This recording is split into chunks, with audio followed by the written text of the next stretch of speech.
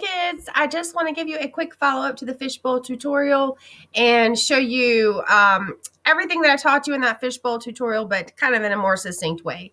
So in this example, we have ammonia, which is NH3, and it is reacted with oxygen. And I know how much of each one I combine, but one of them is limiting and one of them is excess. And so the very first step we always do is we balance that chemical equation. So you can see here I have the NH3, that's the ammonia as a reactant. I have the O2, that's the oxygen as a reactant. And my products here are going to be the NO2, that's nitrogen monoxide, and water. And I did balance that chemical equation by adding coefficients in the front. So I needed a 4, a 5, a 4, and a 6. And those coefficients are super important, right? Because those are what you're going to use for the mole-to-mole ratios when you do stoichiometry.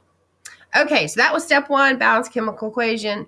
Step 2 is try both of the reactants as the limiting one. So first, I'm going to try my ammonia.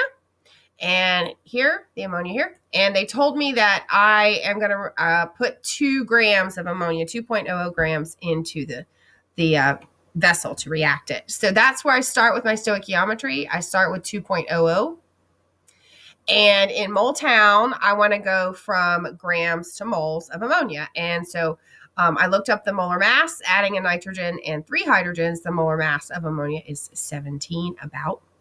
And so that is equivalent to 1 mole. So this first conversion factor here converts grams to moles for ammonia. Now that I know how many moles of ammonia, I can take a look at what I'm going to produce. So the important thing here is that you can pick either the nitrogen monoxide or the water. You just have to always convert to the same thing.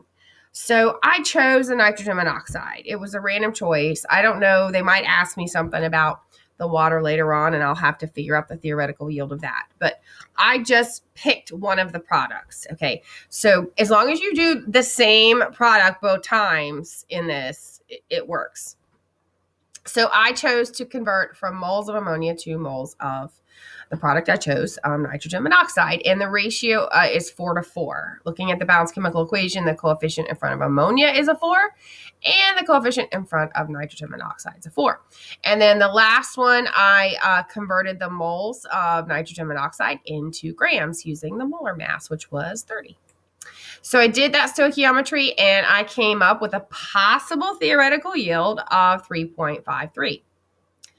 And now I'm going to do the exact same thing. I'm going to figure out how many grams of nitrogen monoxide possibly is my theoretical yield, but I'm going to start with the other possible limiting reactant, which is the oxygen. So I put 4 grams of oxygen in here.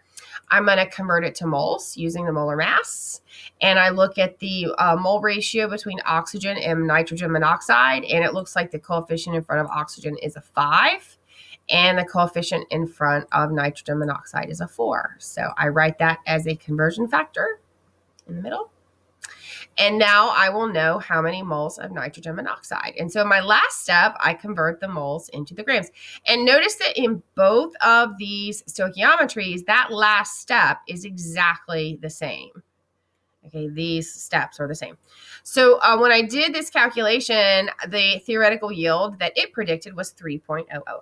So then you need to do a little analysis. You need to say to yourself, okay, which one of those possible limiting reactants produced a lesser amount of the same product?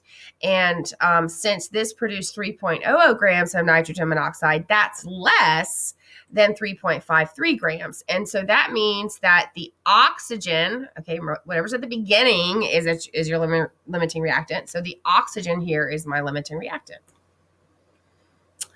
And then you can also figure out how much ammonia did not get used. And so these instructions here actually are to calculate how much ammonia you did use and then subtract it from your 2 grams of ammonia you had to start with. Thanks so much. And that was just a quick review of limiting and excess reactants.